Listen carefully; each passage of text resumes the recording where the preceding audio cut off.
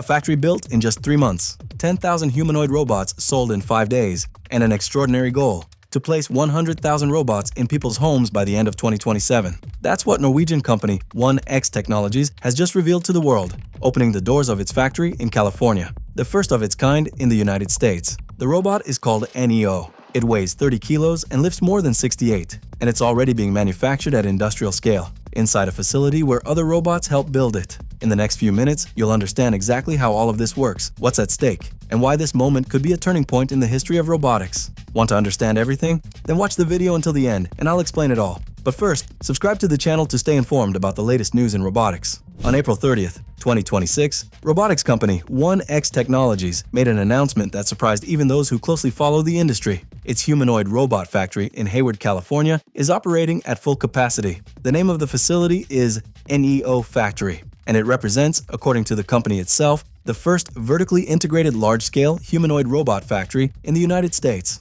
With 58,000 square feet and more than 200 team members, the facility features fully verticalized hardware manufacturing and production lines. To understand the magnitude of what was announced, some context is needed. 1X Technologies was founded in 2014 in Norway by engineer Bernd Bernich. For years, the company worked quietly on the development of humanoid robots, human-shaped machines with 2 arms, 2 legs, capable of moving and interacting in environments built for people. On October 28th, 1X presented NEO to the world and sold out its entire production capacity for the following year in just 5 days. 10,000 units sold. 10,000 units sold out in 5 days. With demand confirmed, the company had to accelerate everything: design the factory, hire staff, install production lines, and scale up the manufacturing of components that until then existed only at prototype scale. The result of this race is the NEO Factory, a facility of more than 5,400 square meters, assembled in 3 months with more than 200 employees. But what makes this factory different is not just its size or the speed of assembly. It's the philosophy behind it.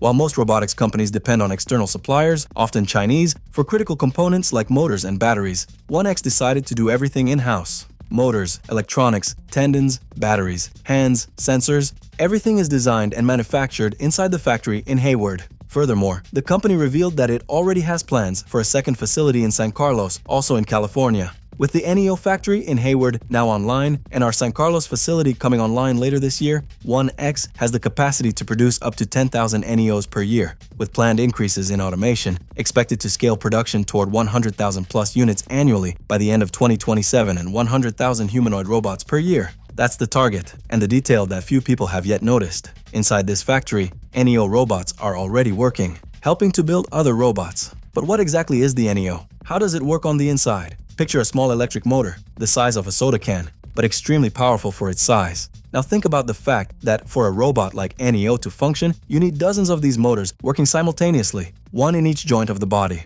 It's this set of motors that allows the robot to move its arms, legs, and hands with precision and fluidity. That's the starting point for understanding NEO. The heart of the robot is the company's proprietary motor, called Revo 2. Unlike most competitors who buy motors from specialized suppliers, 1X manufactures the Revo 2 from scratch inside its own factory in Hayward. Motor manufacturing starts with a spool of copper and ends with a fully assembled tendon-driven actuator. Every step is automated by machines designed and built by 1X engineers, from winding copper coils to fabricating stators from electric steel. What sets NEO's movement system apart from most available humanoid robots is the use of a system called tendon drive. Instead of using rigid gears, which are heavy, noisy, and prone to rapid wear, NEO uses tendons, structures similar to the tendons of the human body, that transmit force in a smoother and more efficient way. NEO's tendons were designed to handle heavy loads, ensuring safe, smooth, and nearly silent movement. The result? The robot operates at just 22 decibels, quieter than a typical refrigerator. NEO's hands have 22 independent movements. Did you know that NEO's hands have 22 independent movements? This allows it to perform very precise movements, almost like a human hand.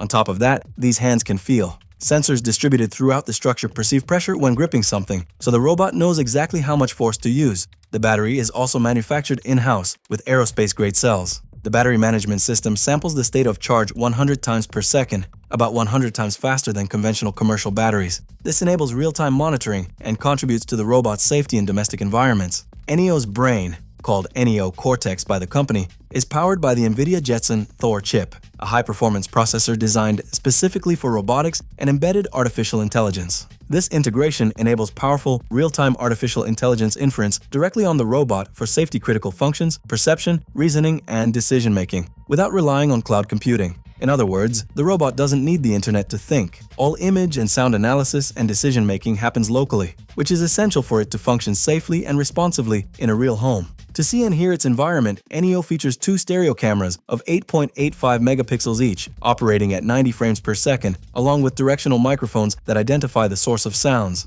This allows the robot to know who is talking to it and where the voice is coming from, without needing to listen all the time, like an always-on virtual assistant. What made all of this possible now, and not before, is the convergence of 3 factors. The maturation of artificial intelligence models capable of learning tasks by observation, the so-called 1X world model, which allows the robot to generalize behaviors, advances in embedded AI chips like the Jetson Thor, and the ability to manufacture high-precision components at industrial scale at viable costs. 5 years ago, none of these 3 elements existed at the same time. Today, they come together inside an operational factory in Hayward, and that changes everything. The opening of the NEO factory did not go unnoticed among industry experts and analysts. What draws attention is less the factory itself than the philosophy behind it. The idea that the greatest obstacle in humanoid robotics is no longer making the robot work, but manufacturing it at volume. Most people think the big challenge with humanoid robots is the technology itself, but it's not. The real obstacle is managing to manufacture them at large scale.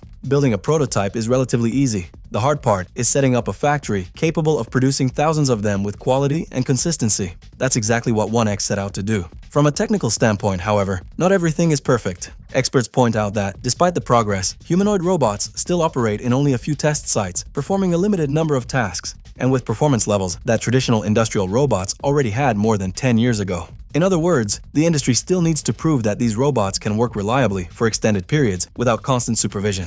1X itself acknowledges this by directing the first robots off the line to an internal testing program in employees' homes before delivering them to end customers. 1X is not alone in this race. On the same day it revealed its factory, rival Figure AI announced that it already produces 1 robot per hour at its new facility, a pace 24 times faster than it had 4 months ago. Tesla, for its part, promised to produce up to 1 million Optimus units per year by 2030, but the targets for 2025 were not met, and the robot is still not available for purchase. What sets 1X apart in this scenario is precisely its focus on the everyday consumer. While competitors aim at factories and large corporations, NEO is sold for $20,000 and already has delivery scheduled for this year. The competitive advantage of 1X, therefore, is the combination of 3 elements that few competitors have managed to bring together at the same time. A product aimed at the end consumer, not just industry, an affordable price by industry standards, and an operational factory with vertical integration capable of controlling quality, cost, and iteration. Where does 1X still fall short? Full autonomy.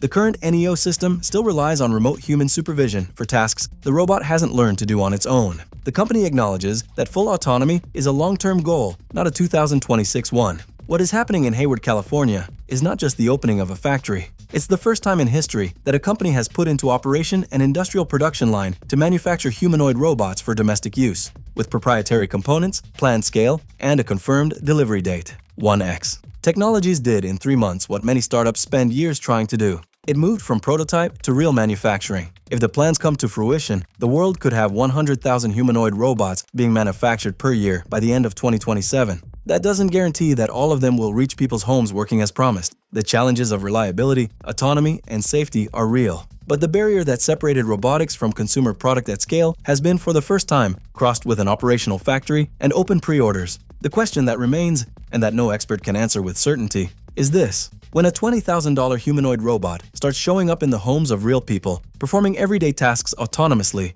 what will that actually change in the lives of families and in the job market? And who do you think should be the first to have access to this technology? Individual consumers or companies? Leave your opinion in the comments. If the video was helpful, like it and subscribe to the channel to stay up to date on the latest news in robotics. See you next time.